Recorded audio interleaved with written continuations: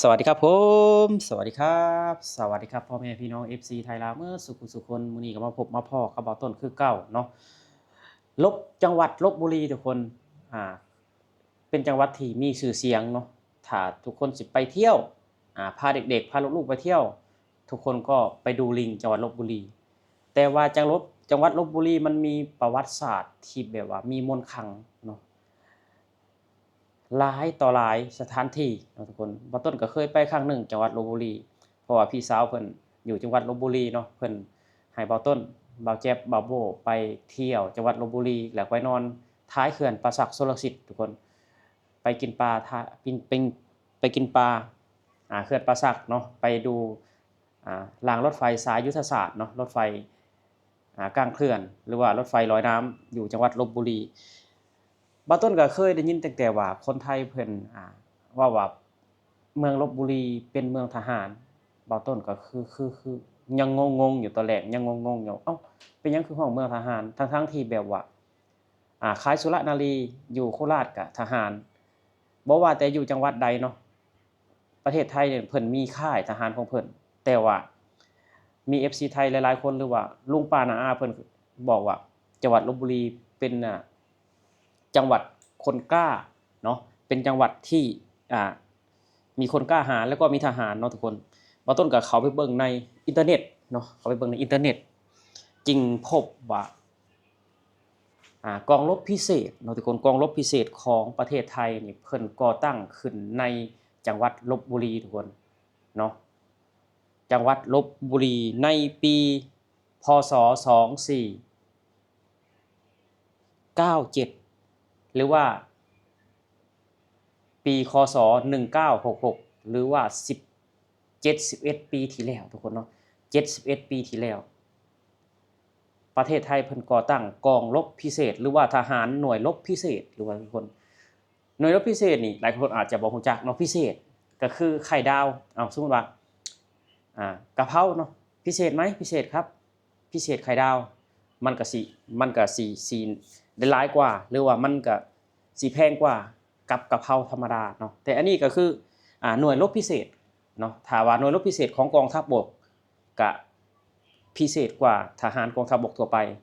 ฝึกหนักคนแข็งแกร่งเนาะ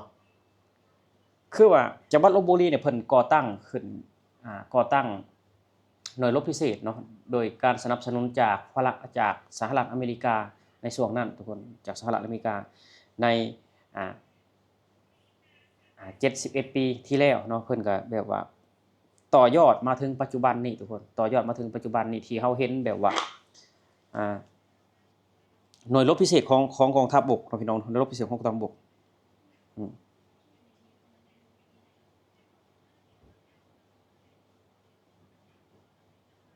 นี่ทุกคนอันนี้คือหน่วยรบพิเศษเนาะคือหน่วยรบของพิเศษของกองทัพบกประเทศไทยนี่เพิ่นสิมีหน่วยรบพิเศษกองทัพบกหน่วยรบพิเศษกองทัพเรือหน่วยกองทัพเรือก็คือหน่วยซิลทุกคนหน่วยซิลทุกคนจำได้บ่ว่า13หมูป่าติดขุนน้ำนางนอนเนาะ13หมูป่าติดถ้ำเนาะก็มีหน่วยซิลจากกองทัพเรือเนาะถือว่าหน่วยซิลถือว่าแบบว่า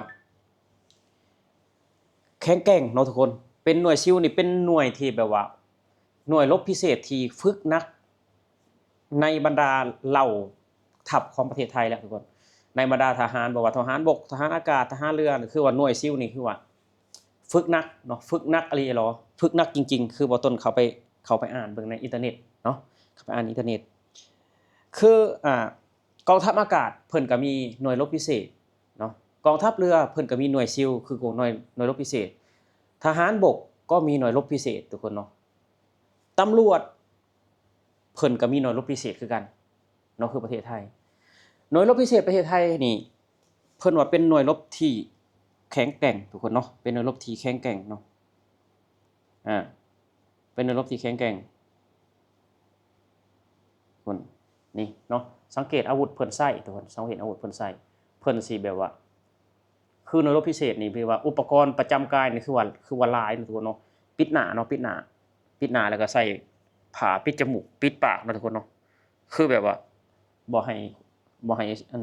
คนทั่วไปจำหน้าได้คือหน่วยรบพิเศษทุกคน หน่วยรบพิเศษบ่ต้นก็เลยแบบว่าเข้าใจแล้วว่าคือมีพี่สาวบ่ต้นที่บ่ต้นไปจังหวัดลพบุรีเพิ่นบอกว่าเมืองลพบุรีเป็นเมืองทหารกล้านะบ่ต้นก็เป็นเมืองลพบุรีหรือว่าเพิ่นตั้งชื่อทหารกล้าได้บ่จริงเพิ่นจะตั้งชื่อว่าจังหวัดลพบุรีเนาะลบเนาะลบบ่ต้นว่าน่าจะมีที่ไปนะเพราะเพิ่นจึงตั้งชื่อจังหวัดลพบุรีน่าจะเป็นเมืองของทหารนี่แหละทุกคนจังหวัดลพบุรีเนาะมีค่ายทหารอยู่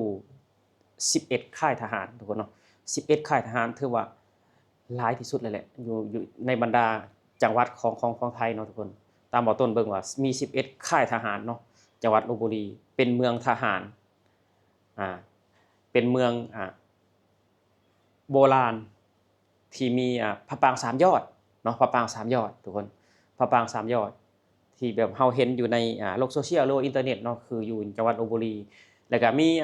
รถไฟสายยุทธศาสตร์เนาะที่แบบว่าเพิ่นสร้างให้รถไฟไปตามน้ำทุกคนไปตามน้ำคือบ่ต้นก็ได้ไปเช็คอินถ่ายรูปครั้งนึงแล้วเนาะบ่ต้นถามว่าถ้าว่าบ่ต้นมีบุญวาสนาเนาะบ่ต้นก็อยากไปเที่ยวจังหวัดลพบุรีอีกครั้งนึงทุกคนเนาะบ่ต้นอยากไปแบบว่าช่วงน้ำขึ้นเนาะบ่ต้นอยากเบิ่งรถไฟไปเนาะคือว่าบุญวาสนาของบ่ต้นก็ได้ไปครั้งนึงเนาะถ้าว่าบ่ต้นมีบุญวาสนาอีกครั้งที่2บ่ต้นก็อยากไปทุกคนอยากไปจังหวัดลพบุรีอยากไปหลายๆเบิ่งหลายๆอำเภอเนาะคือบ่ต้นไปตอนนั้นก็คืออิหยังโซนอำเภออิหยังวะตำบลมะกอกหวานเนาะจะอำเภออีหยังแหละบ่ต้นลืมละเนาะตำบลมะกอกหวานตำบลมะกอกหวานบ่ต้นก็ได้ไปสัมผัสบรรยากาศทุกคนกับคลิปนี้เราก็ฝากถึงพี่น้องจังหวัดลพบุรีเนาะที่บ่ต้นได้ไปสัมผัสที่บ่ต้นได้ไปพูดคุยเนาะจังหวัดลพบุรีเนี่ยเป็นผู้คนนี่ทุกคนนิสัยดีบ่ต้นยอมรับเลยว่านิสัยดีเสียงเว้าก็ม่วนเนาะคือบ่ต้นย่างอยู่ในถนนเนาะบ่ต้นย่างถ่ายรูปถ่ายหยังอยู่มีลุงคนหนึ่งเพิ่นขี่มอไซค์มาเพิ่นถามว่าจะไปไหนหนูไปกับลุงไหมลุงจะไปส่งโอ้โฮทุกคนแบบจิตใจเพิ่นน่ะแบบเฮาไปนี่แบบบ่ต้นกับบ่าวโบ้ไปนอนเนาะไปนอนอยู่ท้ายเขื่อนเนาะก็มีเพิ่นมาถามมาไทมาจากไสบ่ต้นก็มาจากกรุงเทพเป็นคนลาวบอกเพิ่นเนาะเป็นคนลาวเพิ่นก็โอ้โฮเพิ่นเอาหมักหุ่งเอาหมักนาวเอาหยังมาให้บ่ต้นเอาปลาร้ามาให้เนาะทุกคนแบบว่าบ่ต้นก็ยังฝากถึงฝากความคิดฮอดถึงหาพี่น้องทางจังหวัดลพบุรีเนาะถ้าว่ามีโอกาสถ้าว่ามีบุญวาสนาบ่ต้นก็อยากไปอีกสักครั้งหนึ่งทุกคนบ่ต้นอยากไปอีกสักครั้งหนึ่งอยากไปเที่ยวมันก็บ่ใกล้ปานใดเนาะทุกคนจังหวัดลพบุรีก็บ่ใกล้ปานใดถามว่าบ่ต้นไปคนเดียวได้บ่ได้เนาะทุกคนแต่ว่ามันอยู่ที่การงานแล้วก็เวลาเนาะถ้ามีเวลาบ่ต้นก็นั่งรถไฟจากกรุงเทพอภิวัตรไปก็ได้นะทุกคนแต่ว่าคือว่า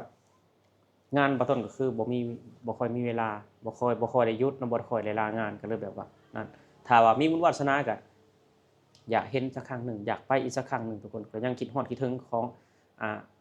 มียายคนหนึ่งเนาะทุกคนเพิ่นเป็นคนแบบเป็นคนเลี้ยงควายเนาะควายของเพิ่นนั้นโอ้จักโตแล้วบ่ต้นก็ลืมแล้วทุกคนควาย100กว่าตัวเนาะควาย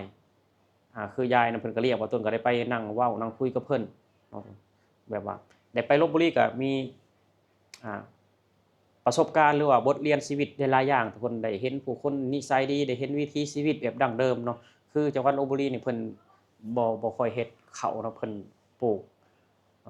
มันแล้วก็อ้อยเนาะจังหวัดลพบุรีคือว่าดินนี่โอ้โฮทุกคนดินบ้านเพิ่นนี่ดินดำเนาะดินดีจังหวัดลพบุรีเป็นจังหวัดที่มีมนต์ขลังเป็นจังหวัดที่แบบว่าเหล่าทหารกล้าเป็นจังหวัดที่มีประวัติศาสตร์อันยาวนานเนาะทุกคนเนาะคือหน่วยรบพิเศษของประเทศไทยก็ก่อตั้งขึ้นในจังหวัดลพบุรีตำบลป่าหวายเนาะตำบลป่าหวายหรืออำเภอป่าหวายนี่แหละบ่ต้นก็จำบ่แม่นปานใดใน71ปีที่แล้วถือว่ารุ่นปู่ของปู่บ่ต้นเนาะทุกคนยังเป็นบ่าวแต่ว่าประเทศไทยเพิ่นมีหน่วยรบพิเศษแล้วในสมัยสงครามโลกครั้งที่2นั่นเองเนาะทุกคนสำหรับคลิปนี้เนาะทุกคนบ่ต้นเว้าผิดพลาดประการใดก็ขอโทษขออภัยเนาะ ก็ฝากความคิดฮอดคิดถึงพี่น้องทางจังหวัดลพบุรีเนาะก็ฝากความคิดฮอดคิดถึงอ่าลุงๆป้าๆเนาะทางอำเภอไชบาดาลทุกคนตำบลมะกอกหวานอำเภอไชบาดาลเนาะจังหวัดลพบุรีเนาะบ่าวต้นก็ยังคิดฮอดคิดถึงคือเก่าถ้ามีบุญวาสนาถ้ามีเวลาบ่าวต้นก็อยากไปเยี่ยมพี่เยี่ยมน้องอีกสักครั้งหนึ่งพี่น้องเอ้ยสำหรับคลิปนี้บ่าวต้นก็ขอกล่าวคำว่าสวัสดีครับผม